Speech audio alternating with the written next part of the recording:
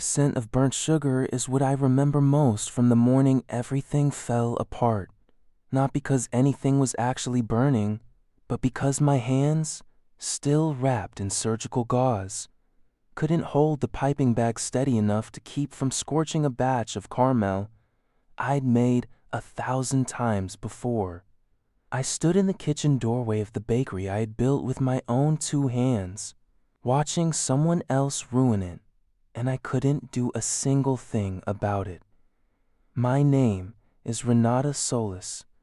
I'm 42 years old, and for 12 years I ran a small bakery called Wildflower Hearth, with a man I trusted more than almost anyone alive. His name was Marcus Webb, and until the spring, everything changed.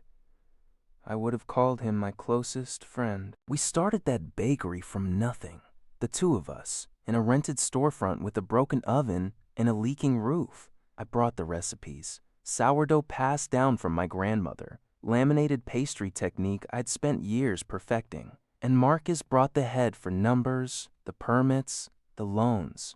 We split ownership 60-40 in my favor because everyone who knew us agreed the bread was the reason people came back. For over a decade, I woke at 4 in the morning, missed birthdays, missed my own father's retirement dinner, all so that ovens stayed lit and shelves stayed full. My father has dementia now, and most weeks I was the only person driving him to appointments, memorizing his medications, translating his confusion into something manageable, all while running a business that never stopped needing me. I told myself the exhaustion was temporary. I told myself it would ease once we were stable. It never eased. It just became normal.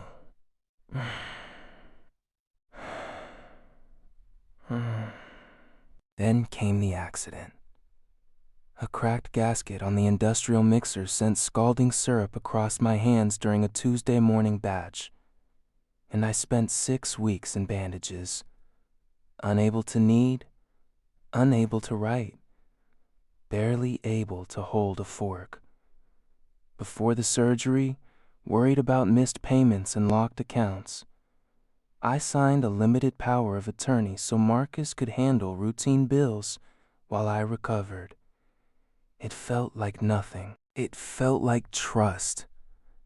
I didn't read every clause because 12 years of partnership had taught me I didn't need to. I found out what he'd done by accident, not through some dramatic confrontation, but while picking up the mail I'd been too tired to collect for weeks. Standing at the counter sorting through envelopes, I overheard him on the phone with our landlord, casually mentioning that he was, quote, finalizing the transition of full ownership once his window closed.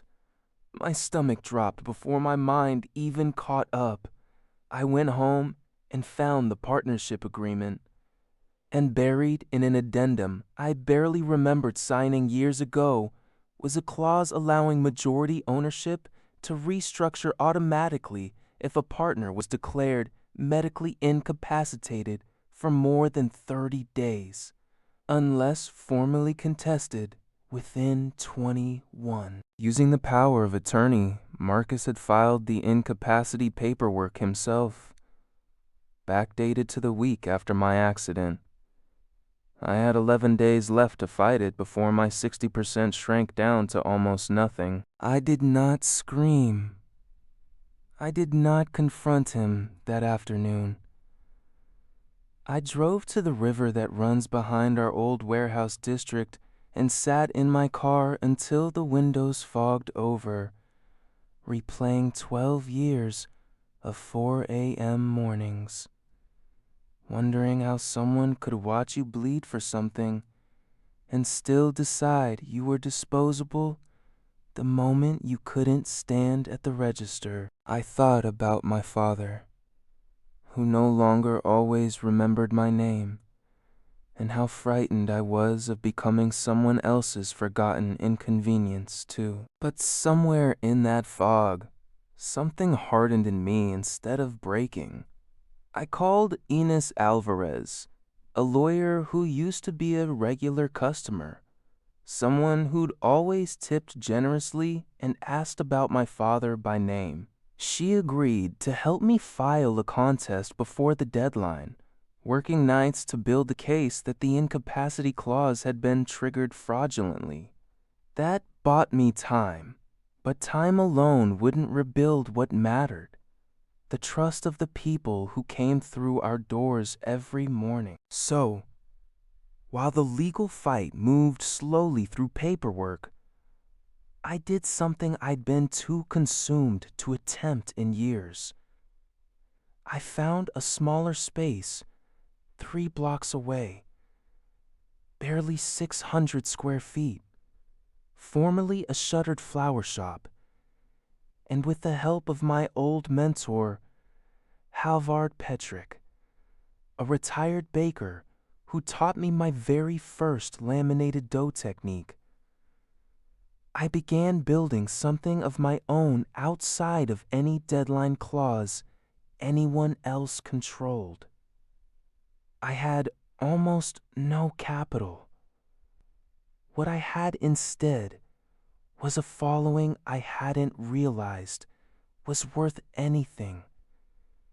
2 years of early morning videos I'd casually posted online, showing hands, folding dough, pulling loaves from the oven.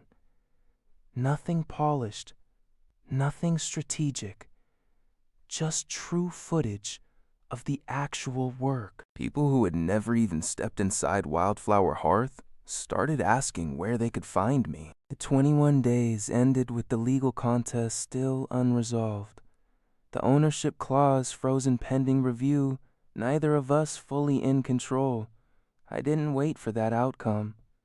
I opened the doors of my new bakery, Ash and Amber, on a rainy Thursday morning with 4 employees, a used oven I'd bought secondhand, and a line of customers that started before sunrise. Some of them regulars from the old bakery, most of them strangers who only knew me from grainy videos of dough being shaped in dim kitchen light. I cried behind the counter that first morning, not from grief this time, but from something closer to disbelief. Over the following year, Marcus kept Wildflower Hearth running under his full name, having quietly settled the legal contest by returning a partial buyout rather than risk exposure of the backdated filing. He cut costs everywhere he could: cheaper flour, fewer staff, shortened proofing times to save on labor hours. The bread changed first, the way bread always does when corners get cut, and regulars noticed before he ever did. Reviews soured. Foot traffic thinned. Within 14 months, the storefront that had taken us over a decade to build was quietly shuttered, the equipment auctioned to cover unpaid rent. He reached out to me eventually, almost a year after that, suggesting we might combine efforts again under one roof, framing it as a chance to rebuild what we'd lost together. I sat with that message for exactly 1 evening before declining, not out of anger anymore, but because I had already rebuilt what actually mattered, on ground that was entirely mine. It has been 3 years since that morning. I stood useless in a scorched kitchen with bandaged hands. Ash and Amber now employs 11 people, including 2 of my father's former home aides who help me watch him on the days memory serves him poorly. I still wake before dawn most mornings, but I choose which mornings now, and some days I stay home simply because my father needs me more than any oven does. I never became wealthy in the way people imagine success is supposed to look. What I have instead is a small storefront with my name nowhere on the sign, and a life where nobody but me holds the deed. to what I built.